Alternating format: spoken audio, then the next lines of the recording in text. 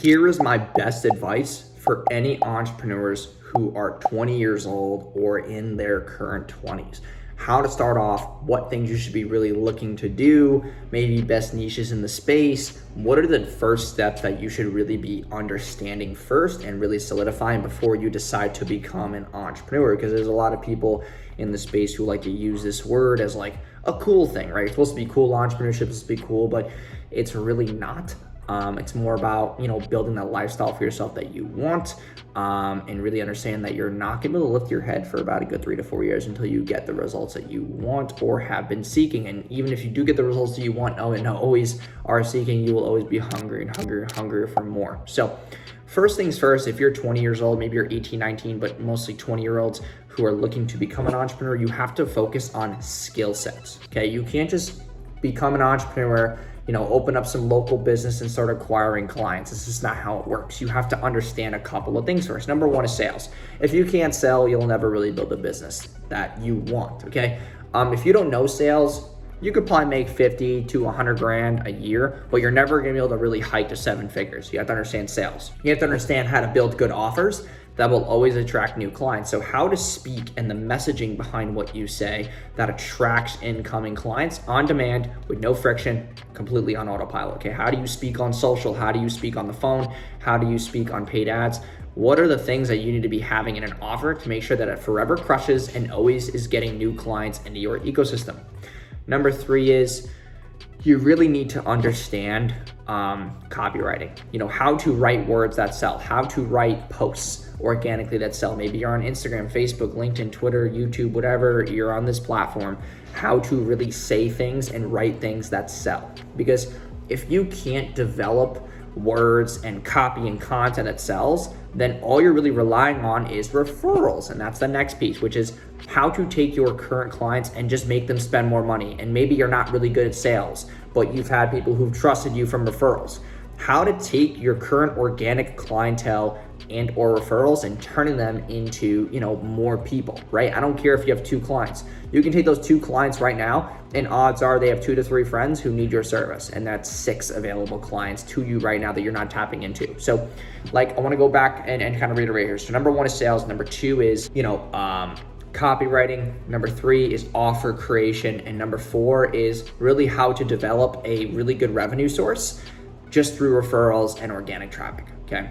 Number 5, what you should really be focusing on is a niche that solves a massive problem that is not affected by another virus or a bad economic collapse. And it's kind of hard to find those 2 things because we've kind of learned our lesson. Gyms have learned their lesson where it's like, hey, COVID happened, we lost a bunch of members, we're not really able to make as much money anymore. Our reoccurring is falling, our MRR is falling below, standard. We can't really make more money because people are scared to come to the gym. The other side of the coin is that if an economic collapse happens, right, does your business survive or die? And in my opinion, even if it was a recession, business owners, even though they're making less money, they still need to advertise because if there's a recession, it's cheaper, right? Money is now, I guess you could say, more valued, right? If we have a recession, that's a devalue of money, so advertising would obviously go down. If I'm sitting in this position right now and we're spending, $150,000 a month in ad spend and a recession happens, I'm going to spend $300,000 a month, $400,000 a month in ad spend because now what is it? It's more attention for a cheaper cost. So, right now people are complaining about the heightened ad costs of Facebook, Google, and other traffic sources, and it's because inflation was just 9% year over year. So it's like usually people say inflation is 2 to 3%. But recently it's been 8.5%. If you're not an economist, I'm not, okay, either. But I mean, for me, being in, just not the financial literacy space, but just being a little attentive.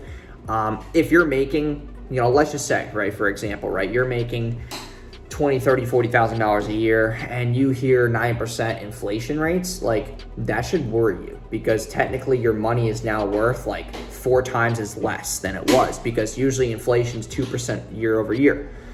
At an 8.5, you're basically making 1/4 of what you were already making because the economy is now changing, gas prices are higher, things are becoming more expensive. I remember when oh man, maybe 3 to 4 years ago, if I went out to a bar, right, for example, these are the small things that you pick up on. You go to a bar, you get a nice drink, right? I used to pay, $6, $7, for a rum punch or a rum runner, for example. Now it's like $11 to $13 for those things. So it's almost like doubling in cost, because what is labor higher? Minimum wage is higher. All these things are evolving in our economy, and a lot of us are ignoring it because maybe it's not affecting you, right? I don't think it affects me. Obviously it doesn't. I really don't care about like small change like that. It's just that at a macro scale, if you're running a business and your materials are going up, your COGS are going up, now you need to understand faster fulfillment, retention, your KPIs as a business owner, because if it costs you twice as much to fulfill now because of COGS being higher, now you have to focus more on retention and sales, how to convert more people through your front end, how to convert more cold leads into warm, hungry buyers. So there's just a lot of things that are changing in the space right now as far as like expenses, the economy, retention, sales, skill sets, like how you have to develop as a business owner. Because I'll be honest, like it's very easy to make $50,000 a year. It's very easy to make $100,000 a year, because that's $8,600 a month that you have to make. It's really not hard to make $8,000 a month as a business owner, okay? If you can't make $8,000 a month as a business owner, you're either not doing the right thing, you're in the wrong niche, you're too shy to actually generate sales, or you just simply have no fucking clue what you're doing. So if that's the case, then you need to really take a step back and just acquire skill sets. And that's what I would be doing if I was 20-year-old entrepreneur right now. I'd be focusing on skill sets, focusing on my network, because I'm telling you right now, the people who will help you glide faster in the entrepreneur space are just the people that you know. Like all the people that I know now will never let me go hungry. Like I could text 4 people right now and I can find a client within 5 minutes. It's just that a lot of people don't have that, because you have to build a name and awareness to get, access to people. So it's really a majority of people and skill sets. And I'm not telling you to go buy courses and like trainings. You could really learn these things on your own. You could just go on YouTube. It's free. Like I post a lot of dope content about, scaling Shopify stores. I'm doing my challenge right now. Like I'm revealing a lot of stuff that's in most paid courses right now, and it's completely free. So I just think that skill sets and people are going to be the most, important things for you. And then third would obviously be sales. So those are the 3 things I'll be focusing right now if I was a 20-year-old entrepreneur in this day and age. And also understanding that it's okay to work a side job while you build out your side hustle, because your side hustle will eventually, if you put the right deployment of resource into it, will become your eventual full-time thing.